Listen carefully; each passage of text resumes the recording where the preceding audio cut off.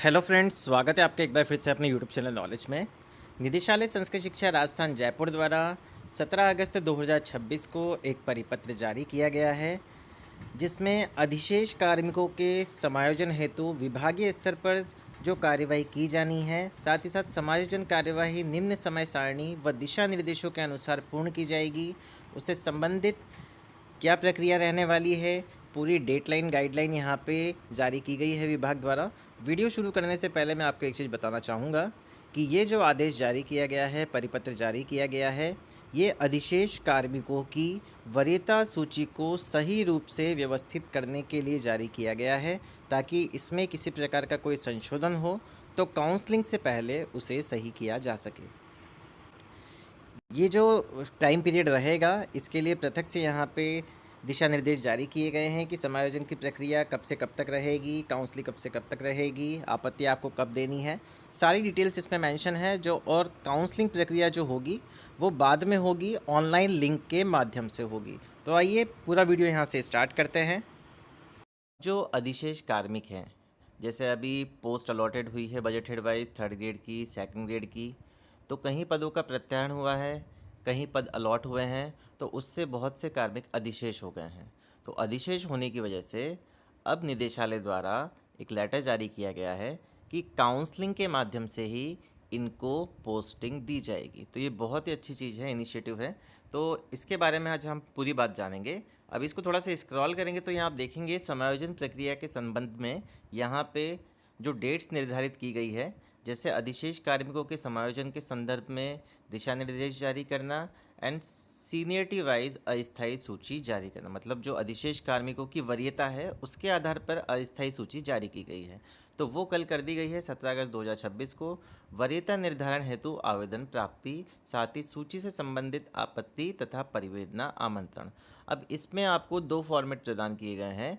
तो पहला फॉर्मेट तो उसके लिए है जैसे कोई एकल महिला है, विधवा महिला है, और भी उसमें रीज़न दिए गए हैं, दिव्यांग है, तो अगर वो फॉर्मेट भरते हैं तो उन्हें काउंसलिंग में प्रायोरिटी दी जाएगी। तो वो फॉर्मेट पहला उनके लिए है ये। और सेकंड फॉर्मेट इसलिए है कि मान लीजिए कोई अधिशेष कार्मिक नहीं है, वो आपत्ति करता है कि मैं अधिशेष कार्मिक नहीं हूँ, या सीनियरिटी में उसका नाम ऊपर नीचे कहीं आ रहा है, तो वो फॉर्मेट सेकंड को प्रायोरिटी देगा, उसको फिल करेगा और विभागीय मेल आईडी पे वो उसको सेंड करेगा। तो इसकी जो डेट दी गई है आपत्तियां भेजने की 18 से 22 अगस्त 2026। थर्ड है विभागीय समिति द्वारा परिवेदना आपत्तियों का निस्तारण, वरीयता निर्धारण कर अंतिम वरीयता सूची का प्रकाशन। अभी आपसे कोई भी विद्यालय का आवंटन के लिए, कोई भी काउंसलिंग के लिए ये चीज़ नहीं मांगी जा रही है। अभी सिर्फ आपको वरीयता का निर्धारण किया जा रहा है कि वरीयता एकदम प्रायोरिटी में रहे, सीनियरिटी में रहे, उसमें किसी प्रकार का कोई संशोधन नहीं हो, इसलिए आपसे आपत्तियां मांगी जा रही है। तो उसकी डेट निर्धारित की गई है 23 से 25 अगस्त, ताकि अगर आप किसी प्रकार की कोई भी यहाँ पे परिवेदना देते हैं, आपत्ति देते हैं, तो वरीयता सूची में आप जो भी वहाँ पे गठन समिति है वो उस पर विचार करेगी, वो सही है या नहीं, उसके अकॉर्डिंग आपका नेम सीनियरिटी लिस्ट में आएगा। काउंसलिंग प्रक्रिया पूर्ण कर पदस्थापन आदेश जारी किया जाना। जो भी फाइनल लिस्ट जारी होगी 26 से 29 अगस्त 2026 तक होगी। अब इसको थोड़ा सा स्क्रॉल करेंगे। अब हम देखेंगे यहाँ पे समायोजन हेतु स्वीकृत पदों का निर्धारण किस प्रकार किया जाएगा। विभाग द्वारा समय समय पर पोस्ट अलॉटमेंट ऑर्डर जारी किए जाते हैं, जैसे सेंशन पोस्ट, समानीकरण आदेश अभी हुए, जैसे थर्ड ग्रेड सेकंड ग्रेड के जो ना आर्थिक विद्यालय होते हैं उनके पद निर्धारण आदेश भी जारी किए जाते हैं। साथ ही साथ राज्य सरकार द्वारा जो नवीन स्कूल खोले गए हैं उनके सेंशन पोस्ट के आदेश के अनुसार स्वीकृत पद का निर्धारण किया गया है।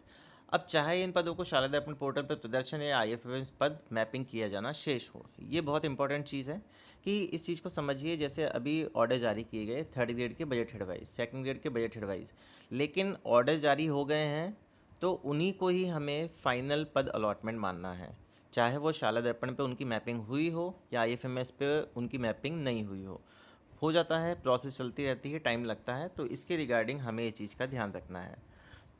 एंड समायोजन हेतु रिक्त पदों का निर्धारण किस प्रकार किया जाएगा। समायोजन हेतु रिक्त पदों की सूची तैयार कर अधिशेष कार्मिकों को विकल्प चयन हेतु उपलब्ध कराई जाएगी। अभी ये कार्य नहीं हो रहा है, अभी केवल सीनियरिटी से रिलेटेड कार्य हो रहा है। ये आपको इसकी जो वैकेंट पोस्टें रहेगी, जैसे अभी senior teacher and third grade का है, तो जो भी जहाँ पे वैकेंट पोस्टें हैं, कहने का मतलब ये है कि समायोजन हेतु आपको अधिशेष कार्मिकों को विकल्प चयन हेतु सूची उपलब्ध कराई जाएगी। अब विभाग में उपलब्ध रिक्त पदों की सूची विषयवार पदवार जारी की जाएगी, सब्जेक्ट वाइज जारी की जाएगी, पोस्ट वाइज जारी की जाएगी। अब विभाग द्वारा जो सैंक्शन पोस्टें हैं उस पर कोई भी कार्मिक पदस्थापित नहीं है तो वो पोस्ट रिक्त मानी जाएगी, वैकेंट मानी जाएगी। थर्ड पॉइंट है, यदि कोई कार्मिक स्थानांतरण आदेश पश्चात स्थानांतरणाधीन है, तो कहने का मतलब ये है कि अगर किसी एम्प्लॉय का ट्रांसफ़र हो गया है और वो ट्रांसफ़र के अधीन है, साथ ही साथ विद्यालय से कार्यमुक्त नहीं हुआ है, जिस भी विद्यालय से स्थानांतरण हुआ है वहाँ से उसे रिलीव नहीं किया गया है, तो उसका पद रिक्त माना जाएगा और जो कार्रवाई है समायोजन की वो की जाएगी।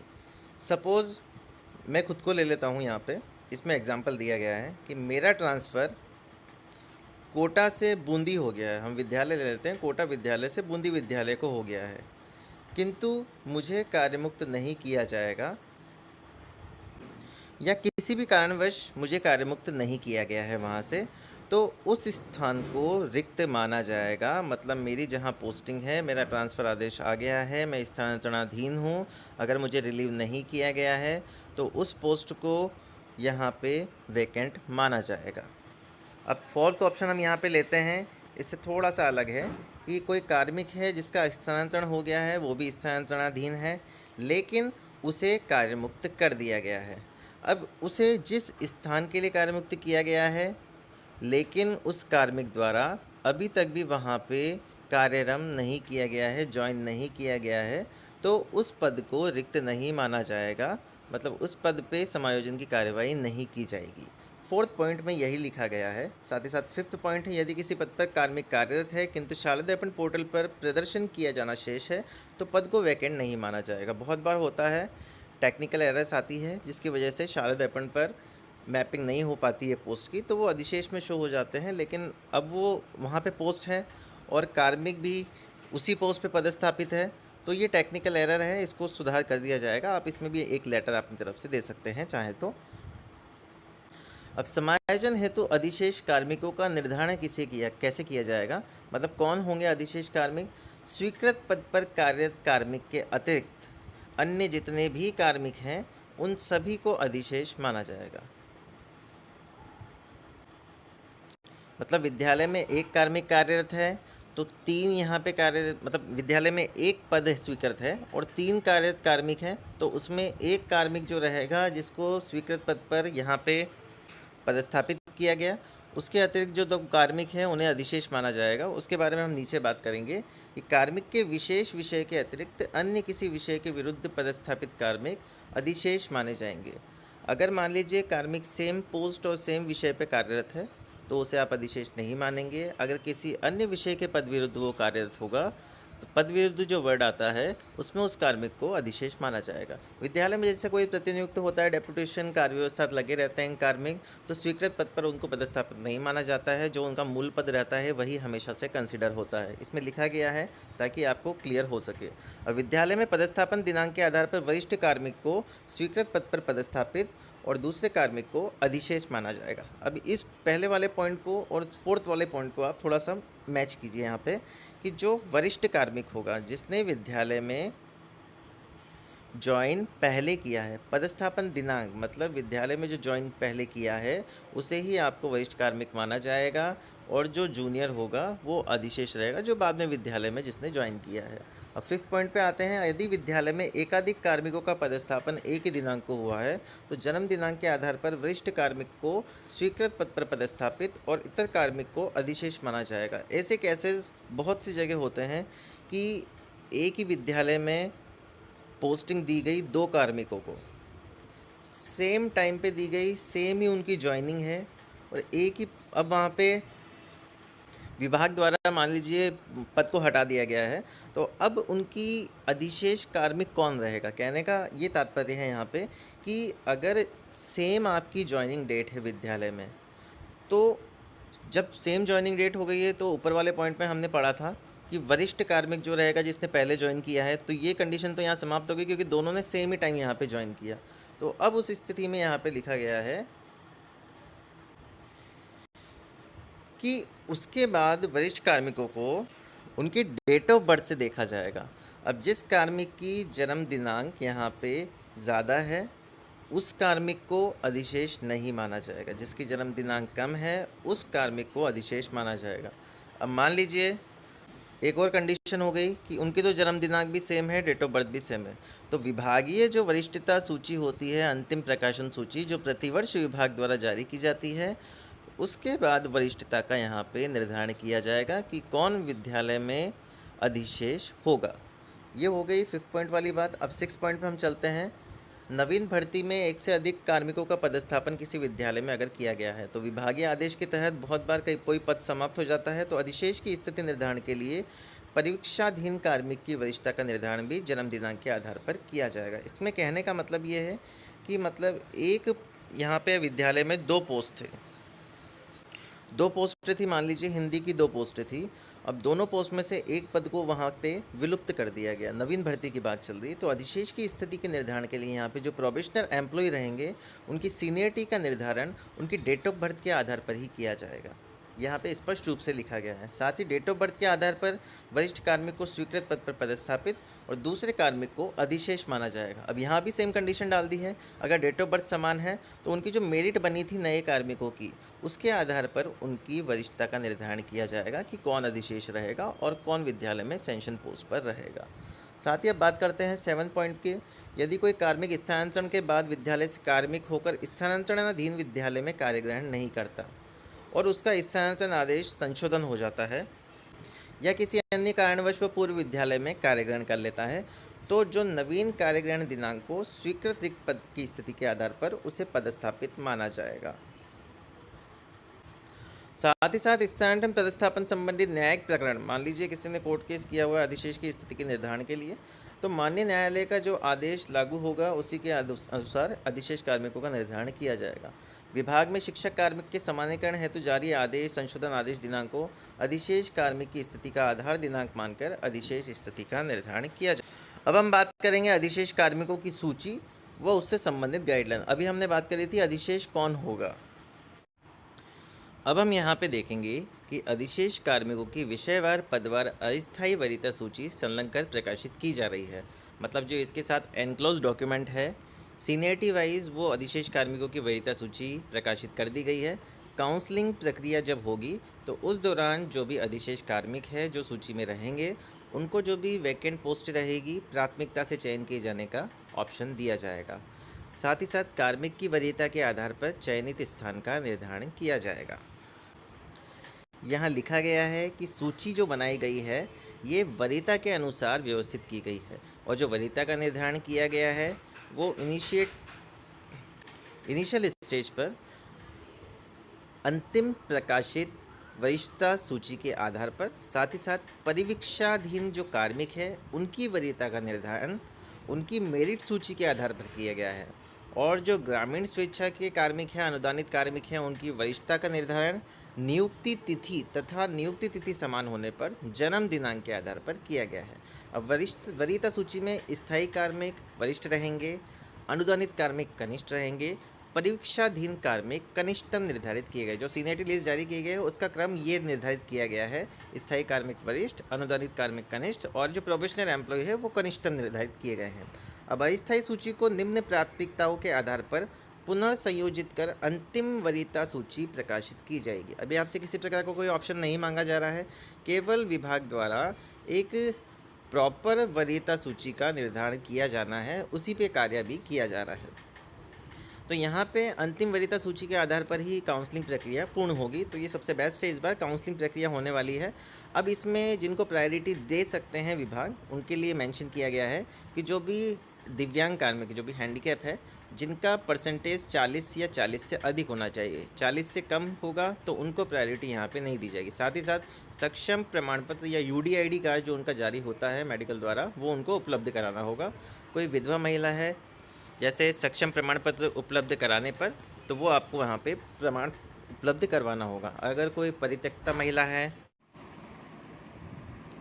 अब यहाँ पे 3rd पॉइंट आता है परित्यक्ता महिला। तो परित्यक्ता महिला के संदर्भ में सक्षम न्यायालय द्वारा जो जारी विवाह विच्छेद की डिक्री होती है वो आपको अटैच करना होगा। साथ ही साथ गंभीर व असाध्य रोग से ग्रसित कोई कार्मिक है तो राज्य सरकार के नियमानुसार जो वर्णित रोग हैं और बीमारियां हैं उसके आधार पर ही सीनियरिटी लिस्ट में उनका निर्धारण होगा।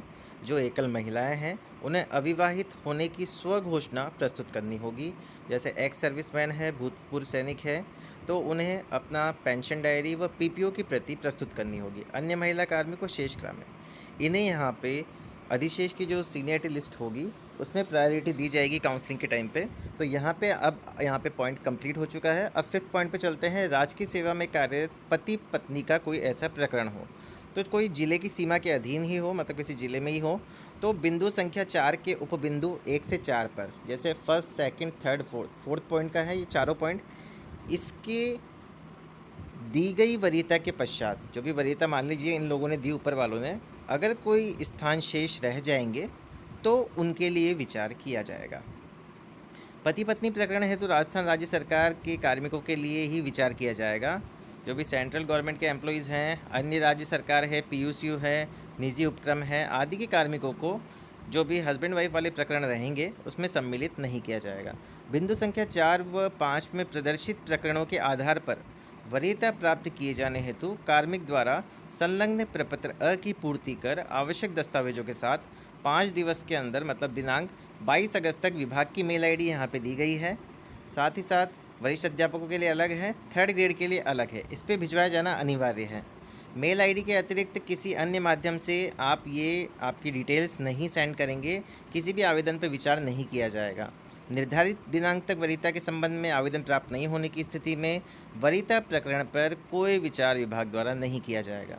उनकी वरीयता को उपरोक्त अनुसार शेष कार्मिक मानकर काउंसलिंग की प्रक्रिया अमल में लाई जाएगी। 7 जो पॉइंट आता है अधिशेष कार्मिकों की अस्थायी सूची के संबंध में, जो अभी इसके साथ एनक्लोज है। अन्य किसी प्रकार की आपत्ति परिवेदना प्राप्त होती है कि भाई मैं तो अधिशेष नहीं हूँ या कोई और रीज़न है सीनियरिटी में, तो आपको फॉर्मेट बी भरना होगा, ब भरना होगा और 5 दिवस के अंदर ही विभाग की मेल आईडी पर आपको प्रेषित करना होगा। अब समायोजन की प्रक्रिया क्या रहने वाली है। जो भी अधिशेष कार्मिकों के समायोजन की कार्यवाही रहेगी वो काउंसलिंग प्रक्रिया के माध्यम से की जाएगी। काउंसलिंग प्रक्रिया संबंधी जो दिशा निर्देश होंगे वो अलग से जारी होंगे। अभी काउंसलिंग का मैटर नहीं है यहाँ पे, जो गाइडलाइन जारी की गए हैं सही वरीयता सूची का निर्धारण है। अब सेकंड ऑप्शन आता है यहाँ पे, अधिशेष कार्मिकों की विषयवार पदवार वरीयता सूची, रिक्त पदों की विषयवार पदवार सूची विकल्प चयन हेतु प्रकाशित होगी। जब काउंसलिंग के टाइम पे आपको यहाँ पे विषयवार चयन हेतु प्रकाशित की जाएगी। कार्मिकों द्वारा रिक्त पदों में से प्राथमिकता के आधार पर विकल्प चयन किए जाएंगे तथा अधिशेष कार्मिकों की अंतिम वरीयता सूची के वरीयता क्रमांक के आधार पर समायोजन स्थान का निर्धारण किया जाएगा। मतलब जो रिक्त पद रहेंगे उसमें जो प्रायोरिटी है एम्प्लॉय की, उसके आधार पर ही वो विकल्प का चयन करेंगे।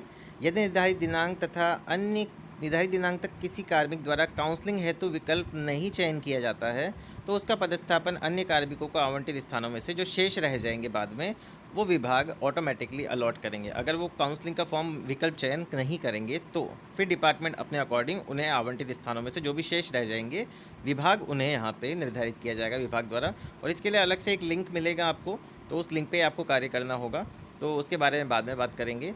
वरीयता निर्धारण आपत्ति परिवेदना निस्तारण हेतु जो समिति का गठन किया गया है उसमें निदेशालय से ही डॉक्टर गजेंद्र जी शर्मा है सहायक निदेशक, भारत कुमार जी हैं वरिष्ठ उप निरीक्षक हैं सीनियर डीआई, भगवती शरण शर्मा डीआई हैं, उप निरीक्षक महेश कुमार पारिक हैं अतिरिक्त प्रशासनिक अधिकारी, दीपक शर्मा सीनियर असिस्टेंट, इनको इसमें शामिल किया गया है। अब कुछ अन्य बिंदु भी दिए गए हैं। समायोजन प्रक्रिया में राज्य सरकार द्वारा समय समय पर जारी टीएसपी नॉन टीएसपी में पदस्थापन संबंधी नियमों का पूर्णतया पालन किया जाएगा। जो भी ग्रामीण स्वेच्छा से आए हैं 2010 के तहत नियुक्त कार्मिक, उन्हें ग्रामीण क्षेत्रों में ही नियुक्ति दी जाएगी, शहरी क्षेत्रों में नहीं दी जाएगी।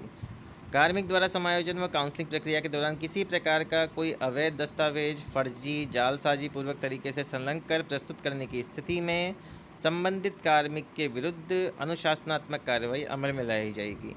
सही डॉक्यूमेंट ही आपको साथ में अटैच करने हैं, ये ध्यान रखिएगा।